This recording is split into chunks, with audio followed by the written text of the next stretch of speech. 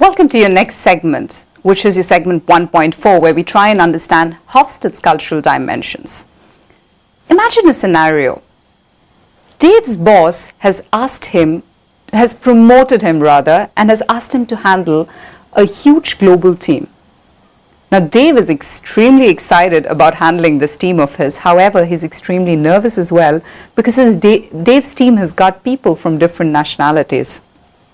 Now, it becomes really important from a managerial perspective when you are in Dave's situation. Apart from having good managerial skills, it's very essential that for your recipe for success, that you understand the cultural sensitivities of people in your team. Now, the best way to try and understand these cultural sensitivities is by a model called as the Hofstede Cultural Dimensions, which are used by companies all over the world. Now, Hofstede's Cultural Dimensions was actually given by a scholar, psychologist and a scholar by the name of Gert Hofstede, a Dutch scholar. What Gert Hofstede did was he interviewed people, 100,000 IBM employees across various countries, and tried and understood what were those dimensions that set across one culture from another culture. And he established 5 dimensions that made each culture distinct. Let's try and understand what these 5 dimensions are. The first dimension that sets across people from one culture to another culture is the power distance index.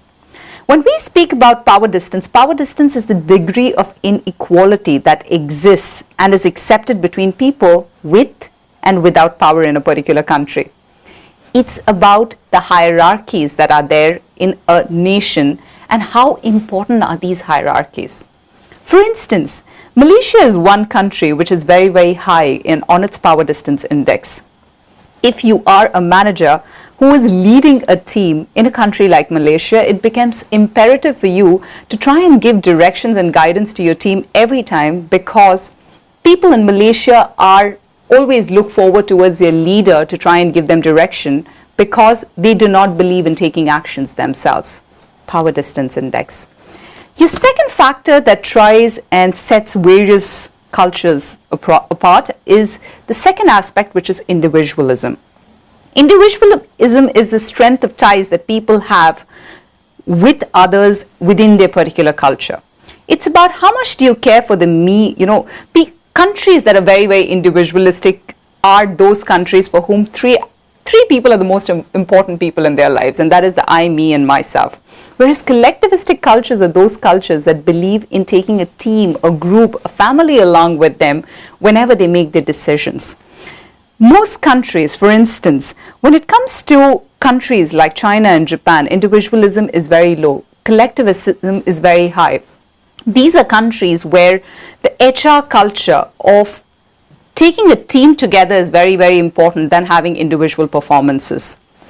The third aspect, which is very, very important, and the third dimension is the masculinity dimension. The masculinity dimension is that aspect that speaks about the roles that male and females have in a particular culture. There is cultures where the masculinity index are very high, are those cultures where the male and female roles don't really overlap.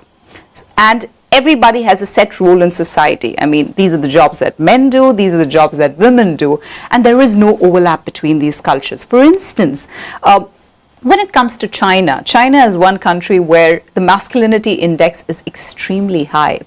And since the masculinity index is very high, as an HR manager, here working long hours is an accepted norm. A patriarchal society is something which is the order of the day in China. However, if you ever intend on putting a woman in a role there, her chances of advancement are very limited here, because long hours is something that she wouldn't be able to manage because she has other family functions and family obligations to deal with.